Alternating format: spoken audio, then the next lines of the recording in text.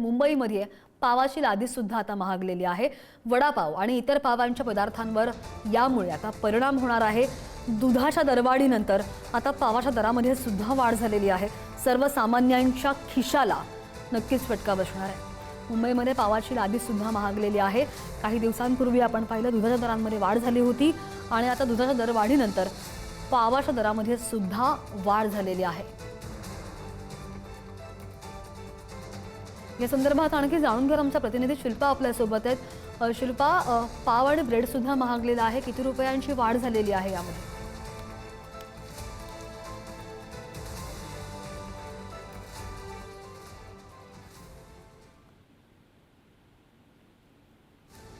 शिल्पा, माझा आवाज येतोय? शिल्पा यांच्याकडून अपडेट जाणून घ्यायचा प्रयत्न करूया।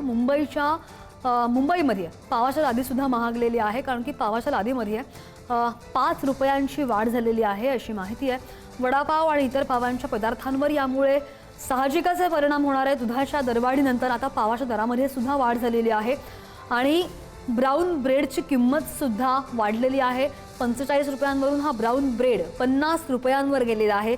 सर्वसामान्यांच्या खिशाला फटका नक्कीच बसणार आहे, कारण की दूध आणि ब्रेड आपल्या घरामध्ये दररोज लागतं। प्रत्येक अल्टरनेट डेला आपल्या घरामध्ये हे पदार्थ येत असतात, दूध असू देत किंवा पाव असू देत। मात्र आता याचे रेट्स वाढलेले आहेत, त्यामुळे सर्वसामान्यांच्या खिशाला फटका बसणार आहे।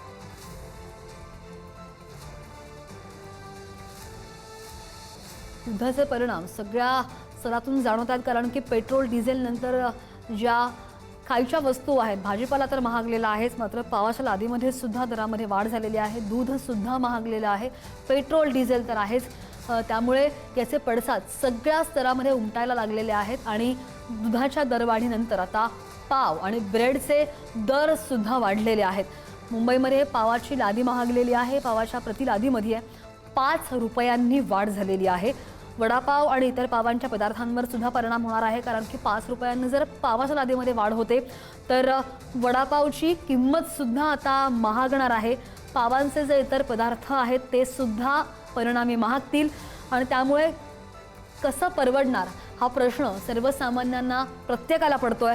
काही दिवसांपूर्वी आपण पाहिलं की दुधाची सुद्धा दरवाढ झालेली होती आणि त्यानंतर आता पावाच्या दरामध्ये सुद्धा वाढ झालेली आहे।